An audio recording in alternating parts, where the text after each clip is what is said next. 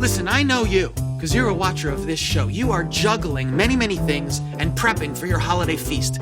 But those in-between meals, how are you going to deal with them without adding too much more stress? Well, I've got an idea. Let's make some BLTs. We'll add a wintry twist. It's going to be quick and easy, and it'll be good any time of the day. Life can be a struggle, but a good meal doesn't have to be. We can make creative, nutritious, and inventive dishes that won't break the bank. Welcome to Struggle Meals. BLT starts with bacon, obviously. Here's the deal. I don't care how big of a pan you have. I don't care how seasoned your cast iron is. When you're making a whole packet of bacon or more, the best way to go is with a sheet tray right in the oven. You don't have to pay attention so much. It cooks slower. It cooks evenly. But I would say make the whole packet whether you want it for now or not. Because bacon holds really, really well. And, you can crumble up some of those extra pieces on a salad later. It's almost like prepping for the dishes yet to come. All right, these bacon are going to go in the oven for about 20 to 30 minutes or until they get crispy. It's very hands-off and highly convenient. And now I've got time for a holiday project.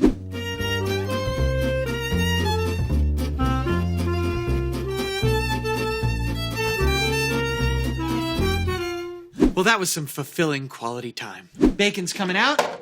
Here it is. We can get them onto a little paper towel tray right now. But wait, there's more. It's got an amazing cooking lipid, free of charge. Make sure you save that. Great with eggs, good in baking. It's time to toast some breads. We're gonna use the exact same method that we did for the bacon. I'm talking sheet tray, right into the oven.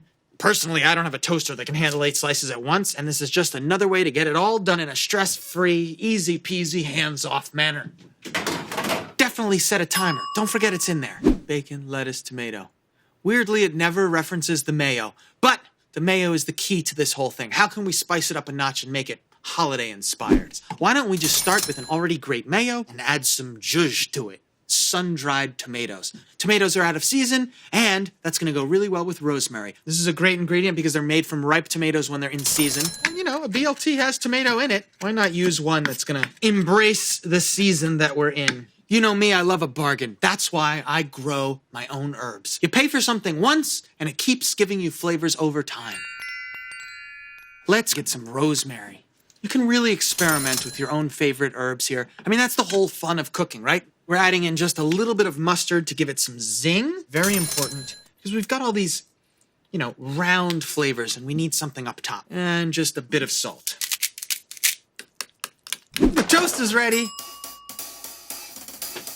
So here we are. We've got our BLT platter. Let's make one of these things. I'm a big fan of mayo with a spoon. Arugula coming in. Oh, we can start a debate of if the bacon should go first, the mayo should go last, should the mayo be on the bottom, should the mayo be on the top? You do you. It's a BLT bar. You make it your way. I'll do mine. Take a piece of bacon, cut it in half, get 2 pieces. I think I should probably have one more.